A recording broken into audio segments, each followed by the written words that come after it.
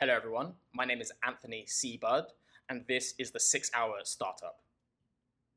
About me, I'm a REST API and SaaS specialist. I've been building web technology for over 12 years. I worked at Apple, Red Hat, and my most recent startup was profund.net. And I'm an expert with TypeScript, JavaScript, and PHP. My main website is github.com/Anthony Budd, and I'm available for hire on upwork.com. Brief. Can I code a live startup in just 6 hours? So by 6 hours, we mean only code, DevOps, and design have been excluded in that time. By deployed and live, we want a fully functioning website that anyone can access on the internet. This is just a demo of the technologies I'm using here. This isn't a real serious startup on my part. And all the code is going to be publicly available for you to see on GitHub. Startup concept. Currently, I'm staying in Puerto Rico. Many items I want on Amazon won't ship to Puerto Rico.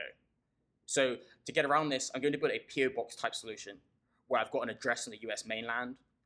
Packages are going to be sent to that US address, and every PO box is going to be associated with a Puerto Rican address. When we receive the package at the PO box, we're automatically going to forward that package to Puerto Rico.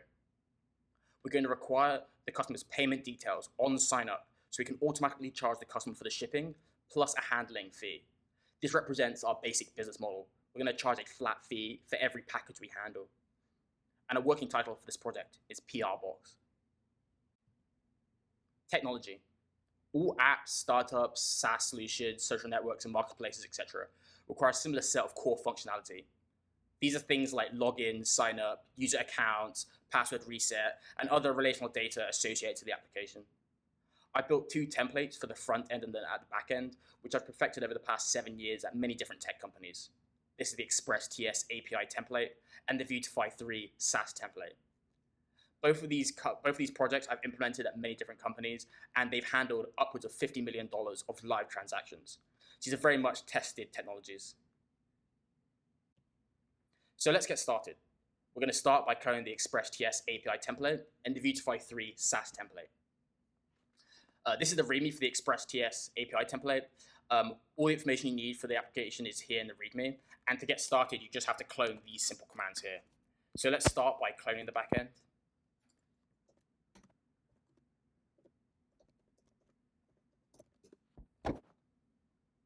And we'll cd into that.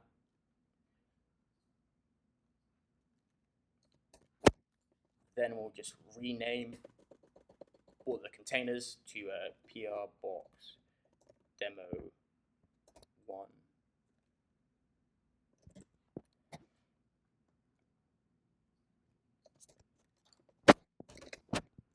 Generate the private and public keys for JWT signing. Generate a new env. Now we're going to run npm install. And finally, we're going to start the application up with Docker Composer.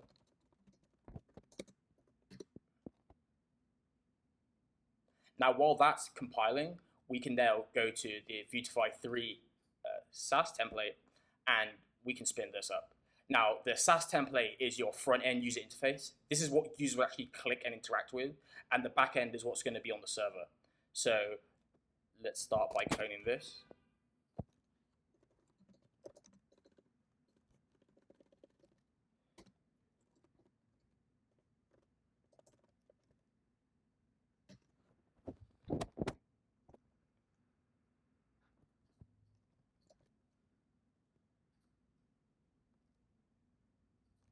We're going to cd into that.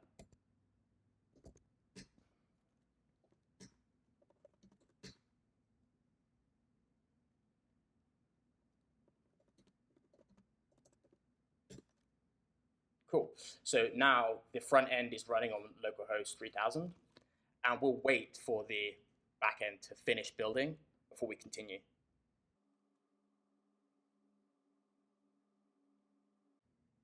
Excellent. So it looks like the database is now initializing, and as you can see here, the MySQL server is ready for connections.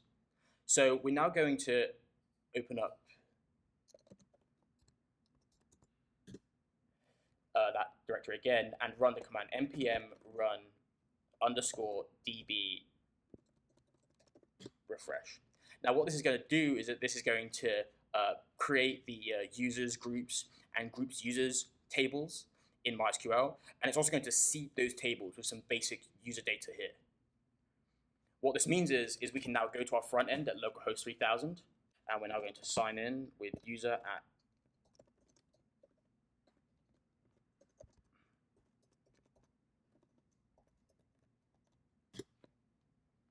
and this is what the basic template looks like when you first log in. We have a notice to verify our email, which we can just close. We have chart.js already implemented.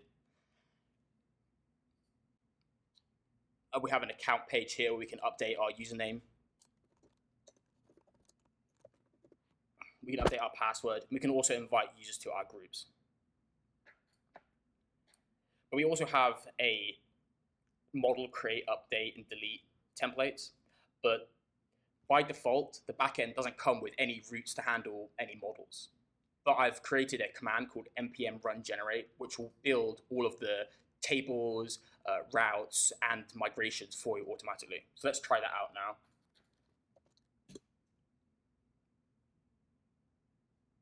As you can see, we've successfully created our model, our route, database migration, and seeder. We're just going to run the command db refresh, which will just delete all the database, and it will then recreate those tables and reseed that data. As you can see, we've got the create books, and we've now seeded books into that books table. So if we now refresh the books page, we can now see that we've actually loaded data from our database, and we can edit it.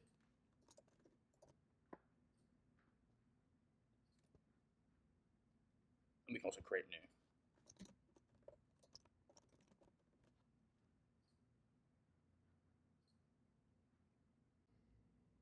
So this is the basic development plan for our project. We're going to spend the first hour just building the data structure and just getting the initial routes set up so our front end works. Here's a quick overview of our data structure. We have a one-to-one relationship between the users and the PR box model. The PR box model is where we will store the address of the PR box where we're going to be sending packages to. And each user is going to have a default Puerto Rican address, and this is where we're going to forward the package to. PR box and items have a one-to-many relationship, meaning many items can be associated with a single PR box, and each item is going to represent each package that we've actually received. And finally, the charge model here, which basically represents every Stripe transaction we execute against the user's card. So in this first hour, we're really just starting by cloning the projects from GitHub, like I just showed you, and then building that initial database structure so we can actually use the application in the front end. Now in the second hour, we're trying to build the backend routes to actually handle the requests coming from the front end. So by now, everything's all hooked up and the front and the back end are all communicating. But now we actually need to make the actual right routes to receive the right payloads and then actually write that payloads to the database. So this is just a quick video of me clicking around after the second hour of development. As you can see, all the basic pages have already been implemented for the user. We have a dashboard where they can see all of their items that they've received. They can also then click through into a single item view where they can view all the relevant information for that one package.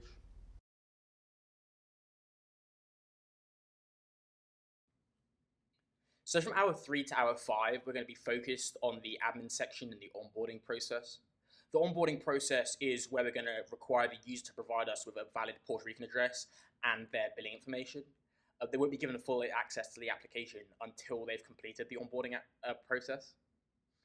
The admin section is where admins can log in and then approve users. And this is also where employees of PR Box can actually take photos of each package and enter it into the database. So this kind of 3 hours represents the bulk of the development here. These sections is where the majority of our business logic actually is. This is where we have to capture their billing information with Stripe and obviously take their Puerto Rican address.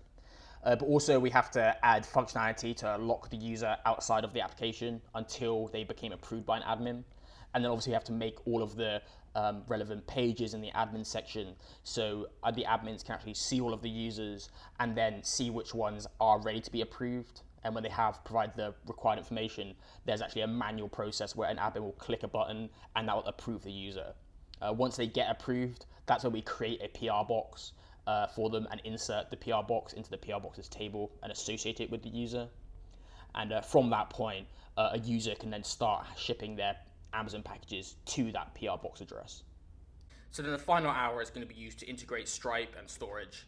We need Stripe to obviously capture the user's billing information, but we also need S3 storage so we can store the images for our packages. This is it. This is what the application looks like after 6 hours of development. We've got it deployed now on a production domain, which anyone can access. So let's try signing up. The test user at example.com.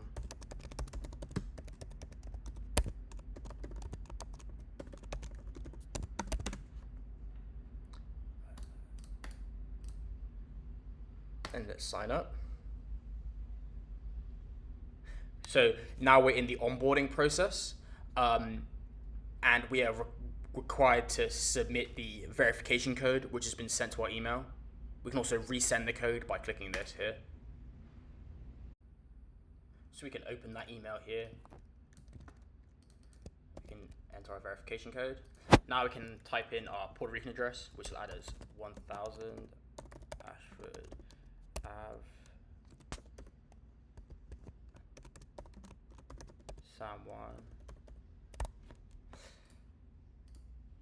Cool. And then we're on the final stage of submitting our billing information. So we'll add the Stripe test card, which is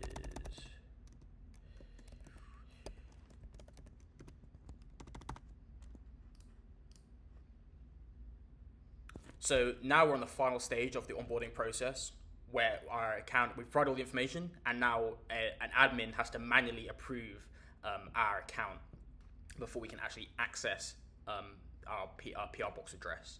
So let's check out the admin section, which looks like this. So I've signed in. As you can see, because my user type is admin, I have this little chip here, which so we can see that we clearly see we're in the admin. We'll have a look at our users.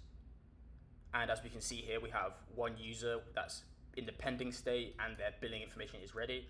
So we can click assign PR box, and this will assign them a PR box and give them access to the account. They are now approved. They've been given a PR box, which is FDKHV.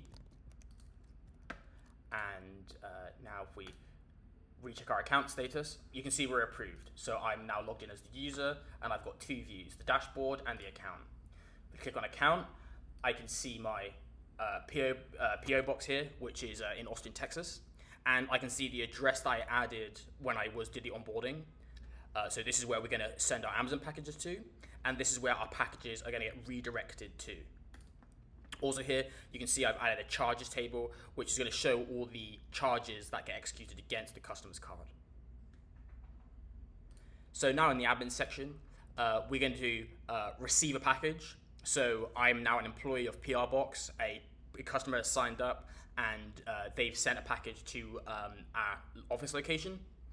So that's the PR Box that's arrived, and I will upload this photo. Now, if you do this on mobile, it will force you to open the camera, and this is where you'll take a photo of the package. We're now going to add the item, which means we're adding a row into the database, and we're also uploading this image to S3.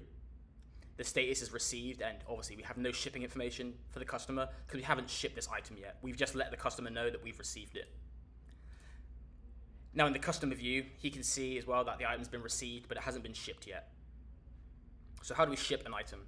So the employee at PR Box will take this to his nearest UPS store, mark the ship item, and enter the shipping price. This is the postage that UPS or FedEx have charged us. For argument's sake, we'll set it as $20.99. The weight for this product was 500 grams, and the carrier is UPS.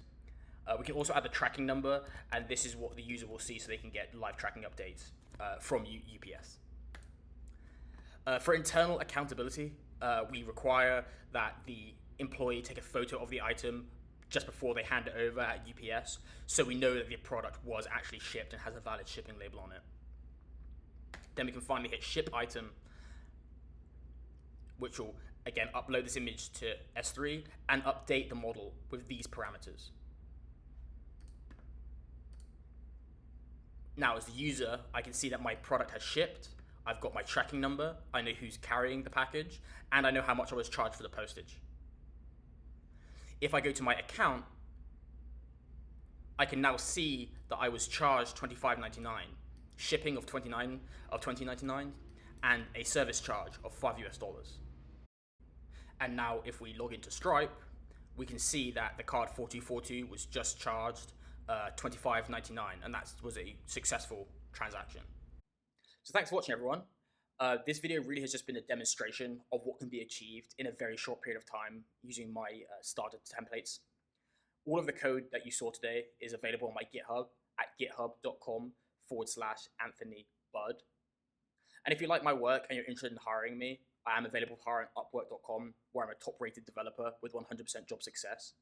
And I currently have a product available where I can build any app in 28 days, starting at $15,000. I look forward to hearing from you.